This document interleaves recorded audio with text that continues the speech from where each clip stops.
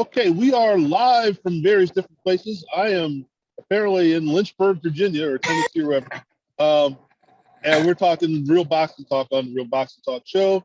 And if anyone comes in here and tries to photobomb them, I've got some Starbucks and they're throwing their face. So anyway, we've got a couple things to go over that we haven't had any pre-show or anything. So this is going to be interesting. One thing that we forgot to talk about last, but we were talking about the week before, where does Canelo go? And one of the things that we forgot to mention was David Benavidez fought over the weekend. So let's pick that up, and then the little bit of news we've picked up since then. So how did Benavidez look, John? I didn't get to see it live. I was house hunting, but I did watch the highlights and, of course, read all about it. And I've seen him fight before, so it didn't matter. He's a very good fighter. He's tall. He's rangy. He's got power. He would definitely be a very good challenge for Canelo, and that Mexican war stuff, they love that. So he's a natural. It depends, of course, is whether Canelo wants it. He probably wants it, because he wants something and then he thinks about it and go, well, I want to make the most money I can make here. And I don't blame him for that, even though I heard some things that I know you're going to allude to, and I went, what? So I know you're going there, but I just, it doesn't feel like he's next in line. You know, we want Charlo, but it sounds like they're leaning towards, because Eddie Reynoso said GGG in Mexico, though. And then another thing, and I'll leave you to do that, because I know you want to surprise everybody with the news on that, because that's the biggie. But yeah, no, he's a good fighter, very good fighter. Seems to have his head on straight right now. Had a little issues before, but seems to be on path now to whatever he's got, and what he's got is a lot of talent. Now, Charles, I'll let you break the rumor. How much of this is rumor? How much of it is a possibility that all the stuff we've been talking about with Canelo and Charlo and Andre and this and that and all that, and suddenly we decided, you know what? Let's try this instead. What do you think? I mean, it may not be rumor because it allows him to go to another weight class. If he goes to cruiserweight, he allows him to go to another weight class, get another belt. To keep pointing to the fact that Roy Jones Jr. moved up to heavyweight and fought John Ruiz, which was definitely a specifically picked opponent to make sure that he had a better chance to win.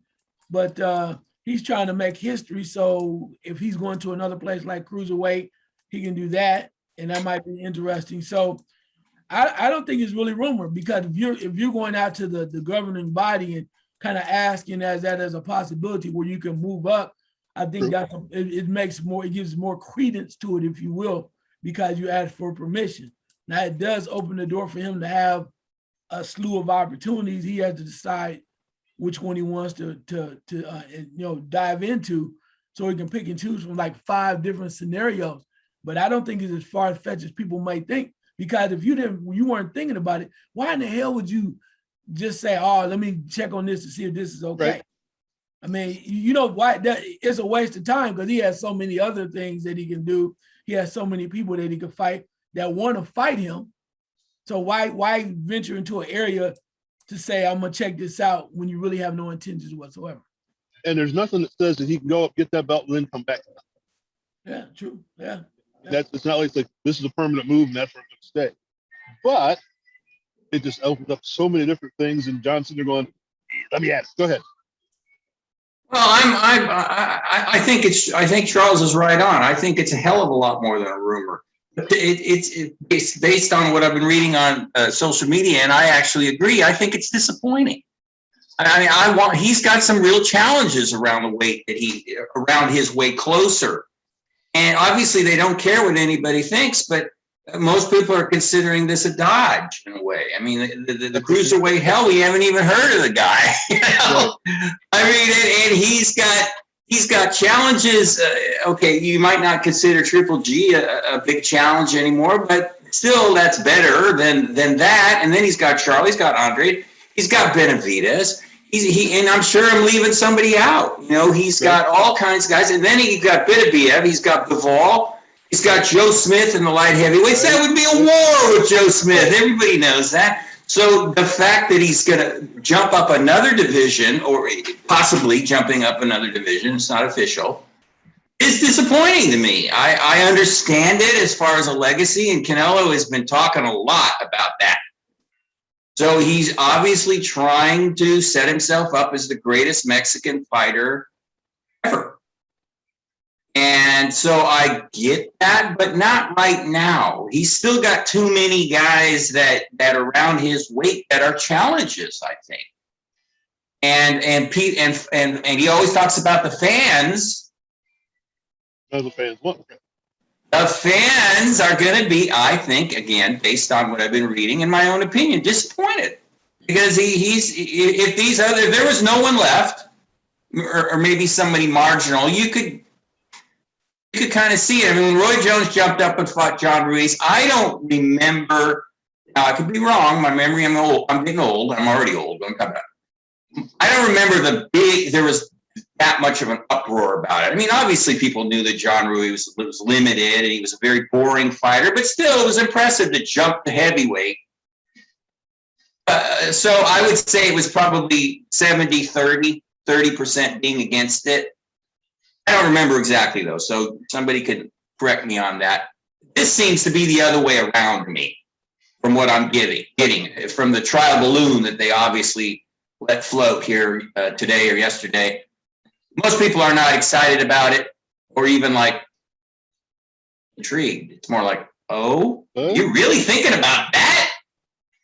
So, like I said, it kind of disappoints me because of the challenges that are right there for him knocking on the door. And is he going to ignore them?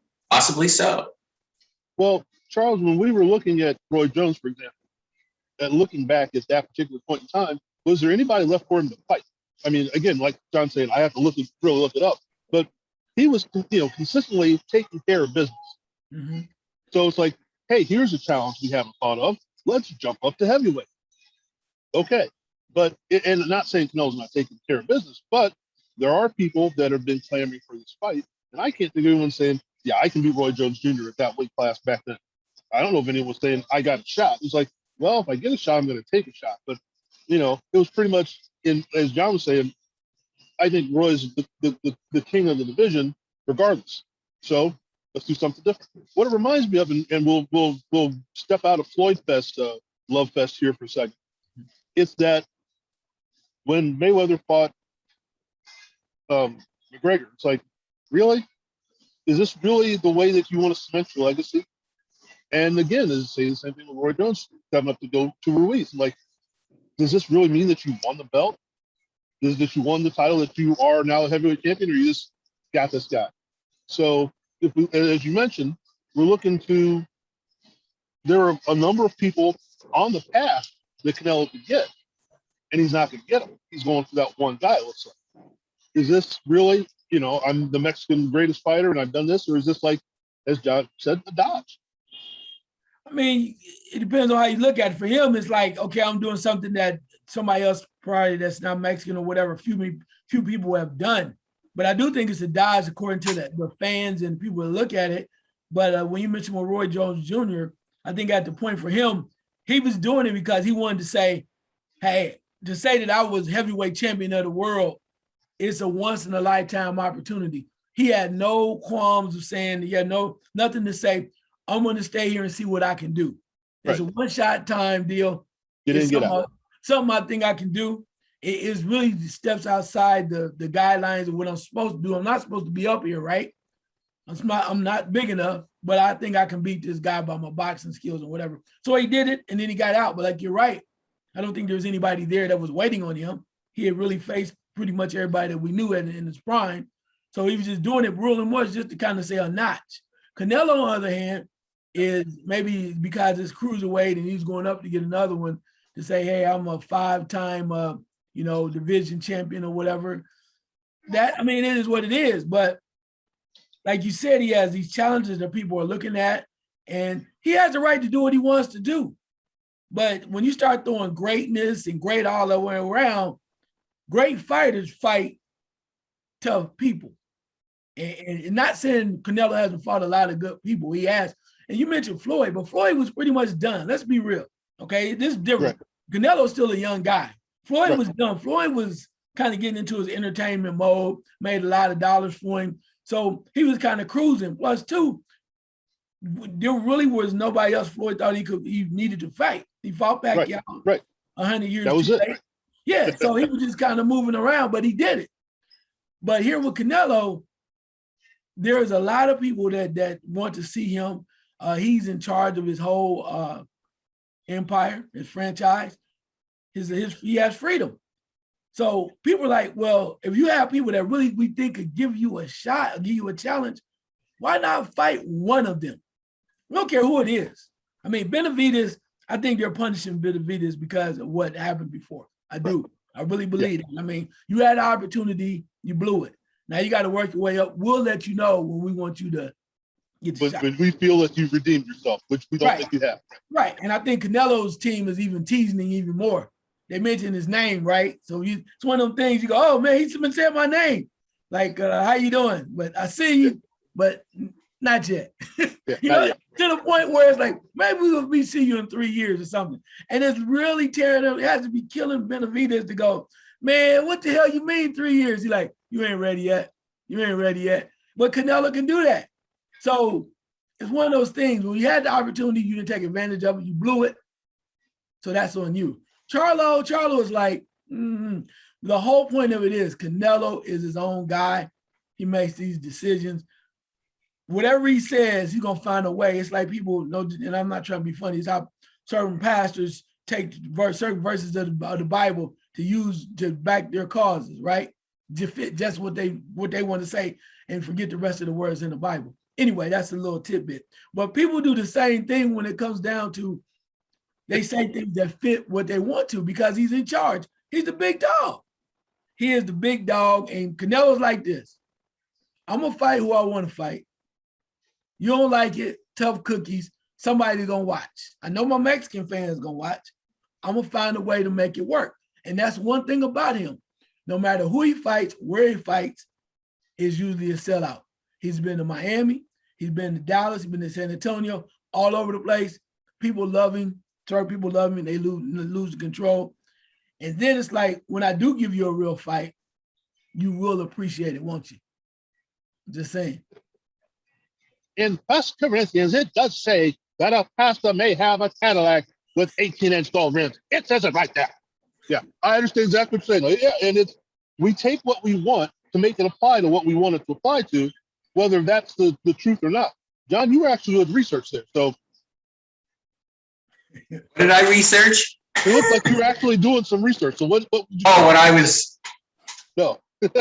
just looking at Boxing Rec, I was just going to check out something. I was going to look at who Roy Jones. Back to Roy Jones for a minute. I tend to remember in my bad memory that he did clean out the division basically. Yeah. So that was so why it was more accepted.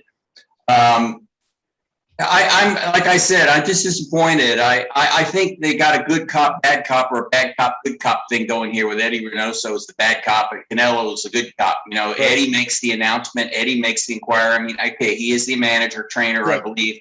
I know he's the trainer, not sure he's the manager. Don't want to say anything untrue here on the Real Boxing Talk, where we keep it real. But he is the spokesperson, no doubt about that, for Canelo. So he makes these comments and they see what's said. And it's true. He can do what he wants. But, you know, that's this day and age now with all these belts and all these divisions that we've talked about for so many years on this show, is that's where it gives a fighter, right or wrong, the opportunity to do these things when in the old days they wouldn't have because it wasn't available. And that's where it becomes an issue. I mean, Canelo moved up and fought Kovalev. I'm still reading, 20-30% of the boxing populace thinks that Kovalev threw that fight against Canelo because he wasn't throwing his right hand. Right. So it's all set up for Canelo. He is the man, and the fights are fixed. People said Caleb Plant threw the fight against maybe if you're Canelo, you go, there's that other side. I can't win no matter what I do. Screw him. I'll go fight the heavyweights. Right. If I beat Benavidez, they say, what about Charlo? If I beat Charlo, they say, what about Benavidez? If I beat Benavidez, they say, what about Andre? I mean, in a sense, that's true. And I bet you that if he does fight in cruiserweight or the announcement is official, he will come back immediately and say, it's just one fight. It's just one fight. Then I'm going to move back down and fight one of the main guys, which would probably be Golovkin. Because the main thing, the one thing about Roy Jones, when he moved up to heavyweight and came back, you know, I don't think he was ever the same after that. And you got to be careful moving up and down. And the other thing I was going to look at was, I remember Oscar De La Hoya, Canelo's former close friend. He moved up and fought a guy that I can't even remember his name in the junior middleweight division that was a champion, and they all considered it cherry picking. And he won another title. So this is a modern phenomenon that these guys do. And I don't think it bodes well. Your main fans are going to love no matter what they do. Hell, if he announced he was going to fight 3 of us, there would be people that will want to see us get our asses kicked. No doubt about it. But then there are other people that would be like, wait a minute, not those 3 bozos. You know, find somebody that give you a challenge. Find somebody. You got these younger guys. What, are you scared of these younger guys? No, I don't think he's scared of them. He's trying to be. Charles just keeps saying this, and it's right on the money. He's trying to be smart, a businessman, and a fighter.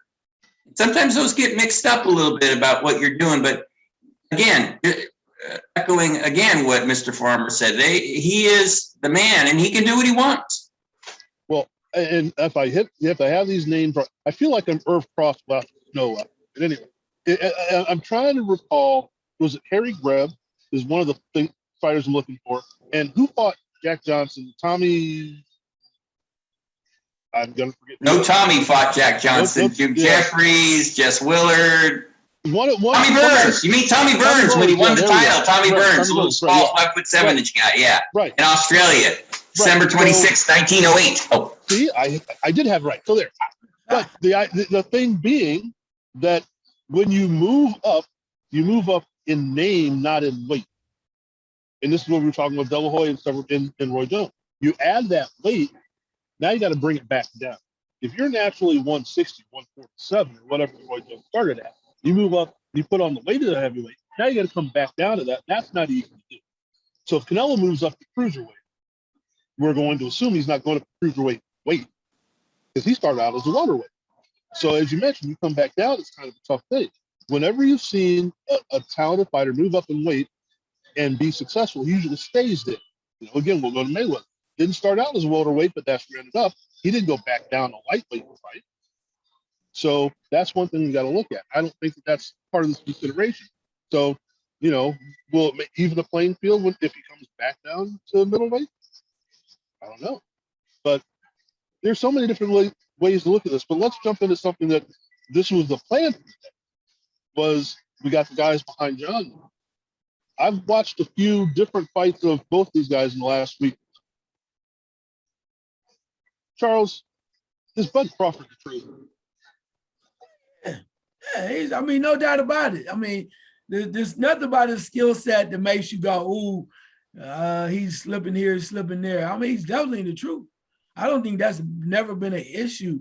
But when you are the truth, instead of just, as Dennis Green would say, you want a crowning, we like to see you against some talented individuals that at least test him on that level of 147. Because there are some talented individuals at 147.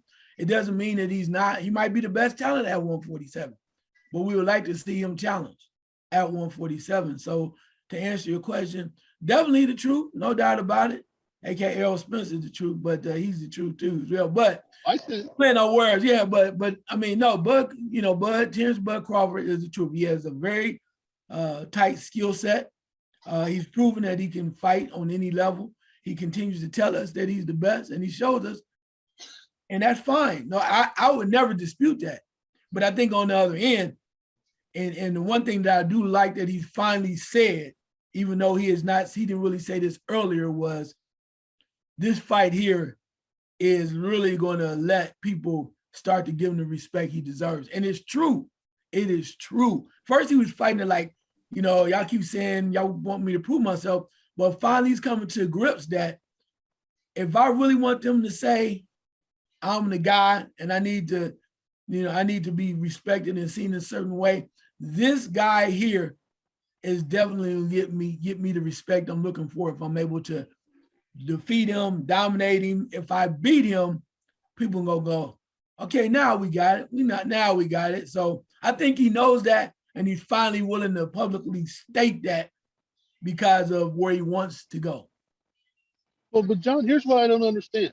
Why have we singled out this guy as the one that has to prove the skill set when he's shown so much? And other guys, we just anoint the second coming to whatever after they've won 3 fights. Why is it this guy we said he has to prove it, where other people we say, he's great? Because he really doesn't have a name on his resume that jumps out at people. He's beat a lot of guys that are considered pretty good or good. Gamboa being one of them a number of years ago, and that was a good fight. He actually got hurt in that one, and he came back and knocked him down to 1 in Nebraska. That was very exciting.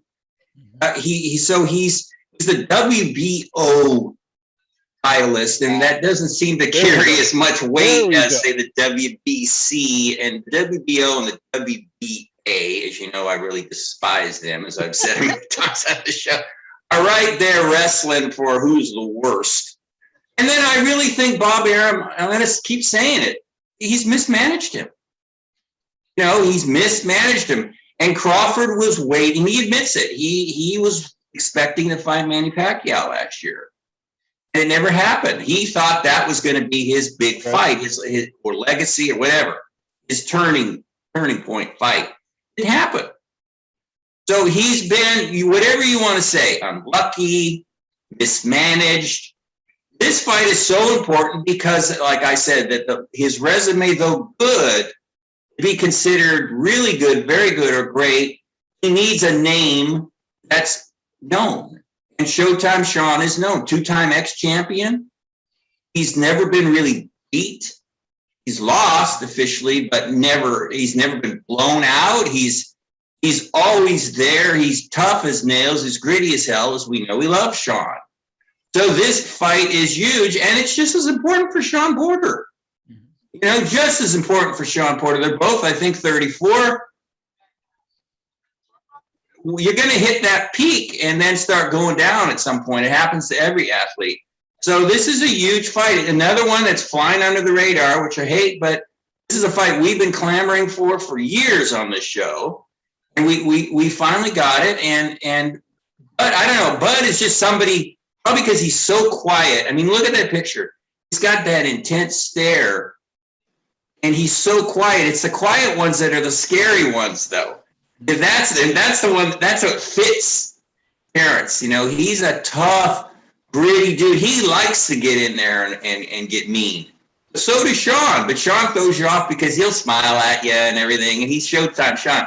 So I love it. It's like a battle of opposites that are actually quite similar. And the most important thing, the similarity, is that they're both still looking for respect. And Shawn Porter has been dissed in the media for the last week. I read a couple of articles. I was like, wow. 2-time ex-champion, and he never was as good as he was supposed to be when he was younger. I remember seeing him at Staples, and he was the next coming of Sugar Ray Leonard, and he never was that good. In other words, he was overrated. 2-time champion? Well, so this is a respect fight for both of them. But this is the thing that I think is odd, Charles. We get Crawford, who has been dominant most of his fights, and he gets no respect or very little respect for what he's done. And we get Porter, and I agree with what John's saying for a bit, but losses keep piling up, and he keeps getting more tries. What is it about Shawn Porter that they say, hey, we got to get this guy in the mix no matter what. He can lose the next 8 fights. We've got to get him in the mix. Why does he still keep getting, opposite of what John said, the respect to keep going, whereas Crawford's got to build his respect? Well, I think he said it. I mean, early on, it was said that you look at the resume, it's like you coming in, okay, what he accomplishes at lower weights. right? It was at lower weights. You come to 140. I mean, granted, he's great. He's a great talent, but just to come in at 147 when there are legitimate people at 147 that have made their mark. The reason why Shawn Porter is getting the love, it's not so much a factor that whether or not he's the better fighter overall, but he's put the work in. Okay, he fought Danny Garcia. He fought Keith Thurman, right? He fought Errol Spence Jr. All of the guys a lot of guys that are considered tough or whatever, he fought Ugas, right? He fought guys that now are champions or former champions that were considered the cream of the crop in the division. He's put the work in, he's done it. So you respect a guy like that. It's not to say whether or not he should get more respect than Crawford, but until Crawford steps across the bridge and goes into that place where he's going now with Shawn Porter, I heard somebody else say the other day, talking about, well, he already done a great fight. He had the, when he fought Jeff Horn. Are you kidding me? Are you kidding me? Are you kidding? So that's Jeff Horn? Come on, man. Anyway, but my point of it is, Don't rip on those Aussies. Yeah, They'll come back to get you. It's just really about, seriously about, I think not Porter, I'm sorry, but when it comes down to Crawford, stepping up into the division and facing the people. That's the only reason why he's not getting the respect that you mentioned, because he says he's great. I did this at 135, I'm doing this at 140. But then again, if you want to say you're the best at 147, you don't want Errol Spence will not fight you. How long did it take for Shawn Porter to get that damn fight? I've been saying that forever. I called that fight out forever. When we're talking about it, I was like, this makes sense. And then, as John said, being mismanaged by your guy, which they're saying it's almost a no-brainer that he's going to leave after this fight. And granted, too, I said this very quickly. We talk about Pacquiao was supposed to be his money fight. It was going to be the one that cemented his legacy. Let's be real. Pacquiao was going to be his money fight. Pacquiao was older. Everybody knows that. We didn't know what was going to happen. We saw what happened to Pacquiao. Same thing could have been worse for him when he fought Crawford. But truth be told, I'm not going to say total legacy, but what's going to give him a true notch in the belt, definitely open the door for Errol Spence to fight Errol Spence, is this fight. Because we know with Shawn Porter's not an old man, and he's not, been around like that. And I know I call Pacquiao old. I hate to say that, but it's what it was. He just wasn't the same guy. He's older now. But this fight alone is really going to set, to me, Crawford where he wants to go. And then at this point, the world is just oyster. You win this fight, Errol Spence Jr. there, then you talk about maybe moving up. It's a lot of different things he can do. Now he's in charge because he's the guy with the belts, or going to be the guy towards the belts. And you have now legitimately solidified yourself at 147. You haven't done that yet. Like you said, and say what you want to, has nothing to do with the skill set. But you got to look at it for what it is. WBO. Right. And I'm gonna regret saying this once I say it, but I thought that the Pacquiao Ugas fight should have been introduced not by Michael Buffer, but by Rick Dees. That's another story. All right. So looking at how we play this out. Okay. Let's look at the two scenarios. Let's not get into what's happened or what could happen, because we've already done it. We've gone into that, and other people have done it as well. How does this play out after? Let's say we have a couple of different scenarios, 3 or 4 different scenarios. What happens? Let's say we get to the point where it's a 1-point decision, draw, majority draw, one of those kind of things. Where does it go for Crawford, and where does it go for Spence? It's that close to have a rematch. Okay. Do we want a rematch? I'm not even sure we wanted this. We did, but I think it's very dangerous to underestimate Shawn Porter. Right. I do. I think the guy is always motivated. And he was talking about this week the fight with Benavidez that Crawford had a few years ago, where Crawford actually struggled. He won, of course, and was winning, but he's using that old thing without saying it. I see something. Right. And what he sees is that Terrence Bud Crawford starts slow. And I wouldn't be surprised if Porter just jumps on him. But I'm not going to do that part. I'm jumping ahead of myself. I just think though that if that happens, if it's a draw or Crawford wins by split decision, or Porter pulls the upset and wins, they fight again or they move on. I haven't heard anything from Errol Spence. You know, at some point you got to get tired of waiting for a guy. You know, Bud Crawford has said, I've moved past him. I agree. I would say the same thing if I was him. I mean, whatever. They had a chance to fight each other when they were 31, 32 years old. Whatever held it up, it was held up. They blame each other. The promoters blame each other. It's probably everything in the middle. Charles loves to talk about it, and I love it when he does. So Manny Pacquiao and Mayweather got together, and they made a deal.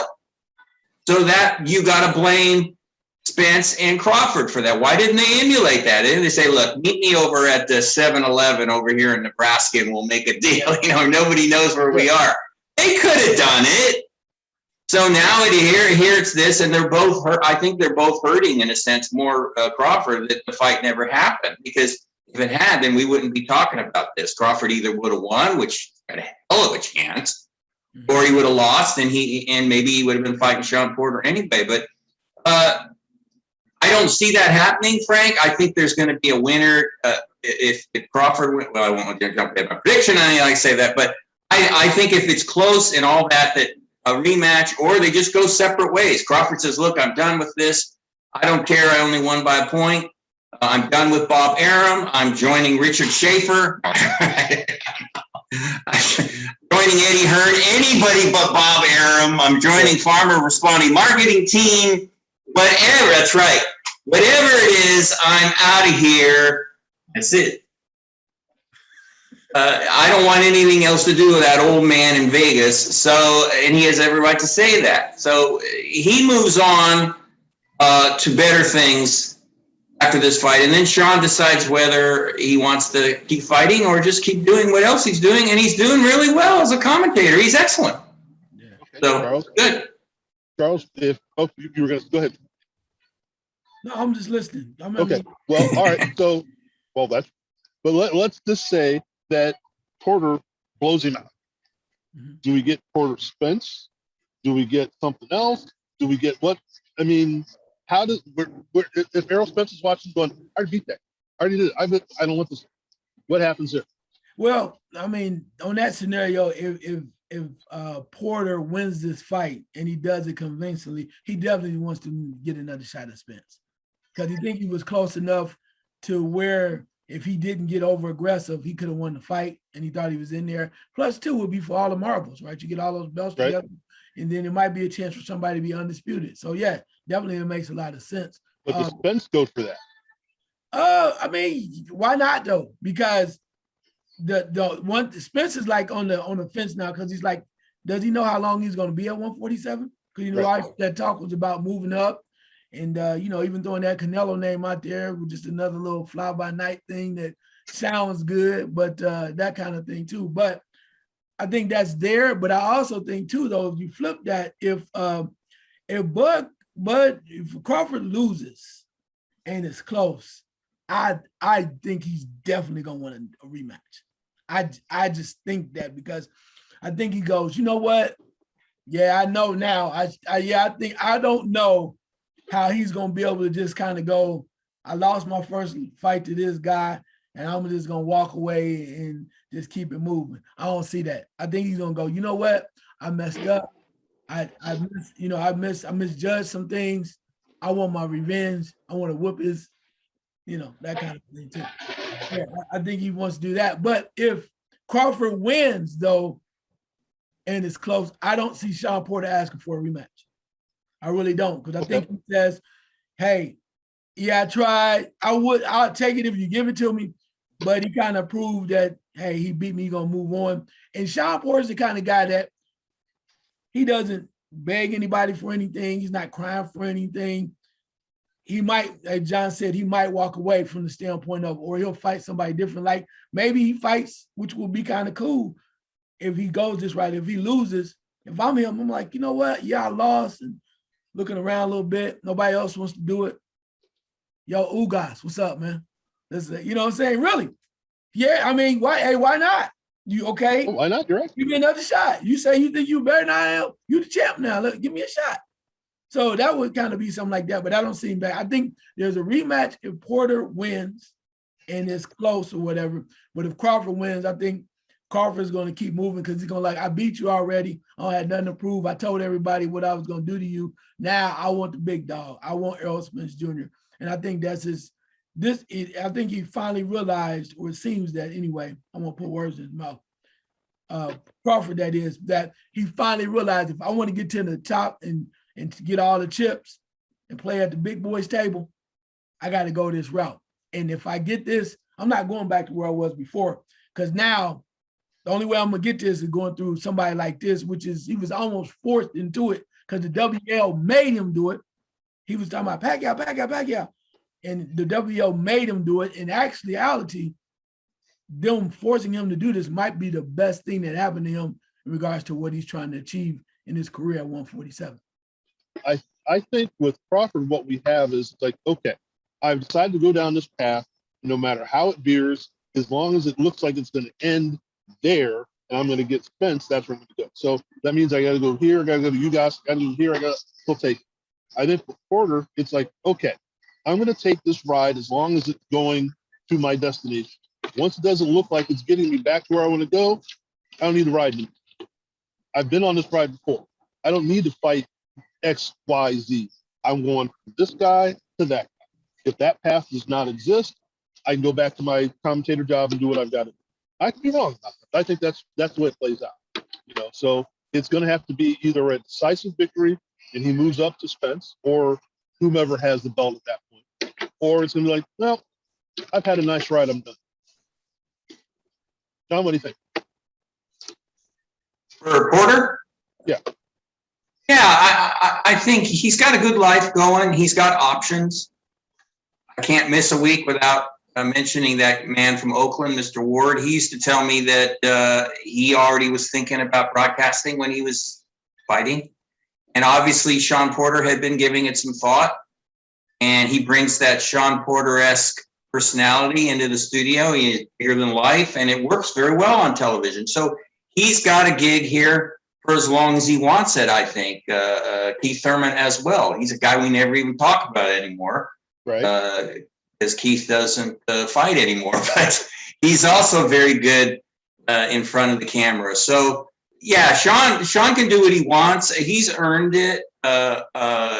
If the thing is with him is if he loses a really close fight to Crawford, like a split decision, I wouldn't be surprised if he said, I want to fight him again, because I think I could beat him a second time. But that's the competitive fire in Shawn Porter. He may that's because he's a competitor. He might change his mind later. I mean, I don't know if there's a rematch clause in the contract. I haven't read anything about that. But he's a competitor. He's a fiery competitor. Anybody who's ever seen him years ago when he knocked out Paulie Malignaggi, I was stunned the way he blew him away. Now, that was a number of years ago, though. So, yeah, he's set. He's got a good thing going. So as long as if he gets blown out, then I think he definitely says that's it. He got a lot of pride and all that. But if it's a very good fight, then he just decides. And Shawn is the only guy that, nobody else calls out Ugas. You notice that? When Charles said that, I nodded. You notice that? Ooh. Nobody else calls out Ugas. You know why? Because he's a tough fight. Nobody wants you, right? He's a tough out, and Shawn knows that better than anybody. Mm-hmm. So, but he's like that. I wouldn't be surprised if he said, "Okay, you've been talking for a year that you beat me. Let's do it again." Yeah. If he still feels like he's got the fire, and his dad is going to be a strong influencer there. If you see his father, he pushes him really hard. If he senses that Shawn's lost the eye of the tiger, and he'll tell him just to let it go. Yeah. And it's not like he's letting it go without an option. He's got a great thing going. So he's in good shape. All right, let's close it this way, Charles. Best case scenario, Shawn Porter for this fight. Wow, best case scenario for this fight. We're talking about the outcome then? Is that what you're saying? Well, yeah. How do we get to the best case scenario for Shawn Porter to get a victory? Well, I think the best case scenario, of course, if he knocks him out, but I'm not sure that's going to happen. But I think even a unanimous decision is great, because then Shawn Porter said to himself, I proved I'm the one guy, like you said. I'm gonna show Bud Crawford he has not been to the part of the deep waters I'm gonna take him. And granted, it's not that Bud Crawford has not been in a place where he's not been challenged, but Shawn Porter's believing that you keep telling me how good you are. So I want to show you I'm going to take you a place. And now I want you to prove to me that you can come away and come out of it. You can fight me and meet me at a very difficult place when I put pressure on you, where it really counts and I'm hurting you, you hurt me. And now you have to raise your game up to defeat me. The one thing we know about this is, you can say what you want to about the other side, though, Shawn Porter was in that place with Errol Spence Jr. Right. He was in that place and he was this close. So we know Errol Spence was like, okay, y'all say what y'all want to, but I had him head on and I got what I needed. It wasn't as easy as I thought it was going to be, but now they're saying, now he said, I want to take Terrence Crawford to that place and I want you to prove me wrong. I said, I don't believe you've been challenged like this before. You say you have, whatever, but I'm going to bring it to you. And if you beat me, you beat me, but I'm going to make you prove that that's in you and you can defeat me that way. So, Charles, what does Porter have to do to get Crawford to that? Well, I think to do that, he has to stay up on him, but he also has to be smart. I mean, everybody's talking about, you think, like, just crazy, head on chest type thing. That's great. But I think it's almost fighting away a little bit, not so much the same style, but kind of in and out of a little balance, the way that he fought Danny Garcia. And if something's working, you got to keep doing it. But you can't be in such a rush to realize that you get ahead, that you want to knock him out, that you can't pull back and just move around a little bit. Crawford's a tough dude, and he goes off rage, man. And sometimes he has been known, nobody talks about this, he has been known to take chances and got caught a couple times. He gets frustrated because he starts late. He's been known to get caught. And what I find ironic about this is that you talk about Crawford, you talk about Porter, and there certain things happen. It's the little things, counter punches, things like that happen. But I think Porter has to really be smart. And if he can get away with bullying him and roughing him up and staying tight, I think that's how he's gonna win. Because you really can't box that dude. Not like he's an exceptional talent. But I think if he can stay close and kind of beat him up a little bit, and if Bud Crawford will exchange with him, that's gonna be the best thing for Shawn Porter, because he's gonna be hard to beat inside. Well, it's good to mention that, John. I don't want to put words in your mouth, but we've seen the technically savvy Bud Crawford go ape shit and go after somebody. It is the interesting conundrum that he is that solid of a fighter or as a boxer, yet he's also a fighter. So best case scenario for Crawford to come out of this, actually what's the result, and then how does he get there? He wants to knock out Shawn Porter because nobody has. Right. So that's his best result. He wants to knock, just like Errol Spence said, I'm going to knock him out. Shawn Porter, you going to knock me out? and he knocked him down, but he didn't come close to knocking him out. So Crawford wants to be able to knock him out and say, see, I did this and nobody else did. So he's not going to be going for a knockout. But if he thinks he hurts Shawn Porter, he'll go, like you just said, ape shit. He'll go for it, I think. And he can, and that's a good point, Charles. He can get a little reckless.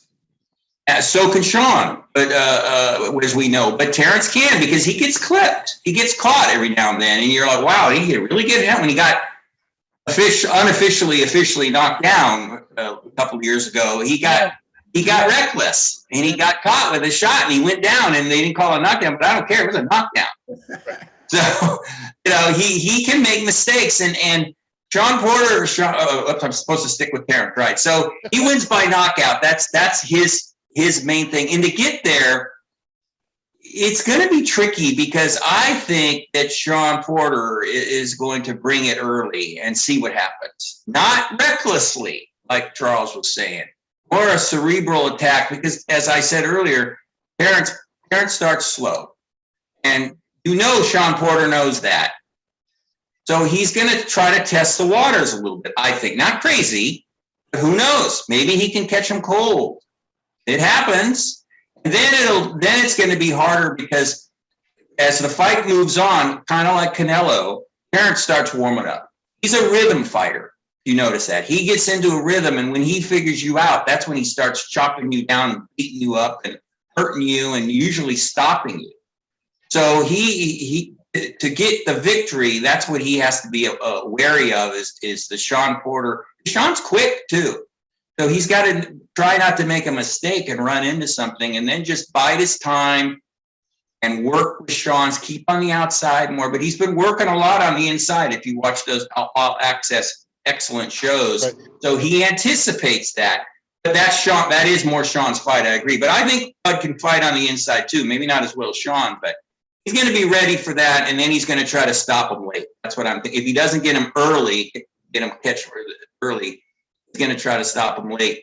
Again, because that's his best. That's where he can brag and say, look, I'm the first guy to do this. And that would be a great springboard for a fight with Errol Spence. Well, here's what I'm going to do. Since I am in Vegas, so it looks like I'm in North Carolina. Here's what I'm going to do, because I don't normally do this. I could walk over here to the sportsbook here in a second and grab the sheet and figure it out. Here's what I'm going to say. That for Porter to win, it's going to be a stoppage by round 3, or it's going to be a stoppage in like 11. Because here's what I see can happen. Yeah, we all know Crawford starts slow. Porter's going to have to come out and take care of business then. Or what is possible is when Crawford decides to go from orthodox to southpaw and back and forth in one of those switches, in one of those things where he starts getting a little cuter, Porter's going to go and go get it. Those are the only 2 scenarios that I see. If I think if it comes down to an actual boxing match, then Crawford's going to beat him. Charles? No, I can see that. I think it's going to be very difficult. But if you're talking about a prediction, I mean, close as I get. Yeah, but for me, I mean, right now, I'll probably have to say I would probably pick Crawford because of the ability to box and move out. I think it's going to take a special type of performance for Porter. He's going to have to find a way to control the fight for him to win it.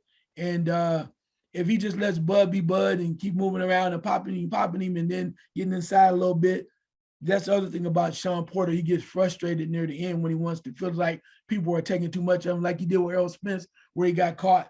One thing I'm gonna throw a quick little nugget and tidbit too that's gonna piss Frank off. The one person that really clipped Shawn Porter late was a man by the name of AB, and he caught him flush. Caught him flush too. You said if he had fought that way the rest of the fight, might have been a different opportunity, but he caught him flush. But it just shows you when he was a little reckless what can happen. Right. But he has to stay in the pocket. He has to stay ready to go and focus. But you cannot let Bud just be that free. You got to mix it up. You got to hurt Bud. Let's be real. You got to put some. They said in order for him to put some respect on his name, he's going to have to do that. I mean, like I heard somebody say the other night. I think it was Danier was talking about it. He said you got to do whatever you got to do. You got to headbutt him. You got to put your elbow on him. Right. You got to do whatever you do to hurt this man. And even better if you find a way to cut him. I'm not saying illegal tactics, but if they haven't, this is a grown man's sport. So I think he has to muck it up and make it dirty, and make it nasty, a tougher, more physical fight in order for him to come out. And who knows, I might put a little something down just to shock the world, just in case. Well, first of all, it's not that I hate Adrian Broner. That's the exact same thing what we're talking about. It's because he has flashes like that. He doesn't do it all the time. I'm waiting for that. That's the point I'm trying to make with him. Anyway, all right, John, what do you think? Well, I got to say about AB, I heard AB's coming back as a cruiserweight. The last I saw him,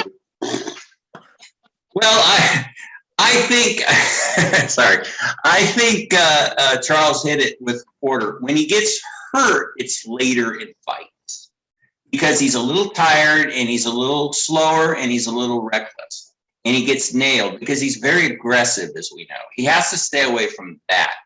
If the fight is even through 5 rounds, that's not a good thing for Porter, I think, because that's when Bud turns it up as the fight moves on. He thinks he figures you out because he's been behind in fights. Very close with Amir Khan.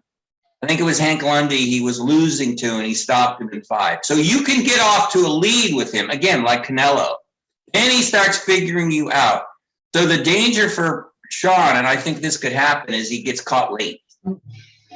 Around round 10 or 11. And I don't know about stopped, but at least knocked down. I think it's more likely that Crawford wins the fight by decision. Shawn has to fight a perfect fight to beat Crawford. He's got to move in and out. He's got to get crazy. He's got to do what he's been doing, which, again, especially against Danny Garcia, he boxed, he slugged. But I mean, that was an upset over Danny Garcia. That goes back to my earlier comment about Shawn Porter doesn't get a lot of respect. That was considered an upset against Danny Garcia. Really? Right. So if he can find the perfect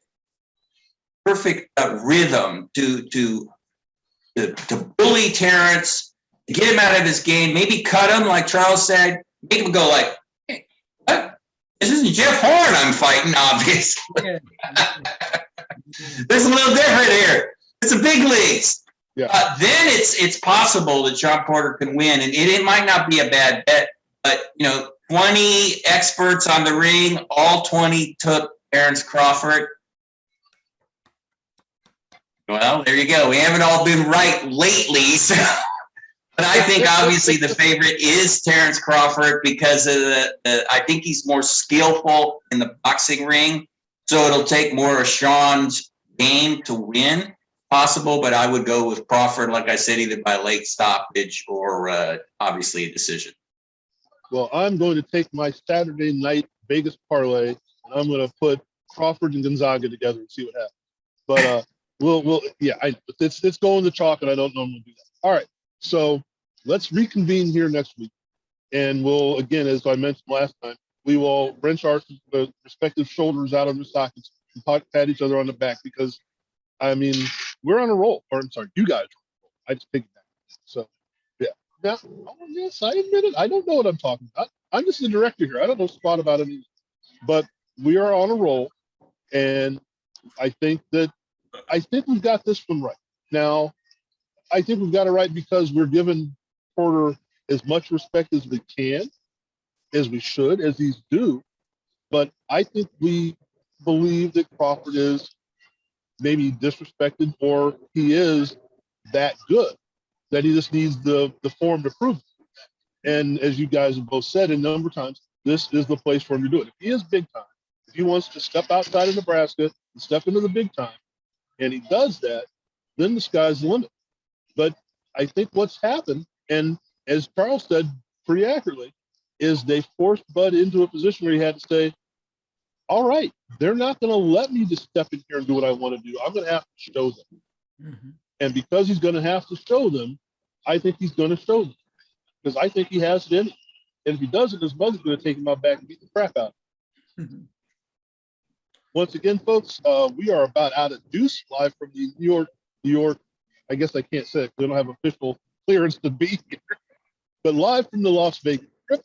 This is Real Boxing Talk, and it has been real, and it has been talk, and there's been some boxing involved. So, and we also talked about Rick Dees, and I'm not sure how the hell that got. Just you, Frank. Just you. Usually that's the case. So, thank you, gentlemen.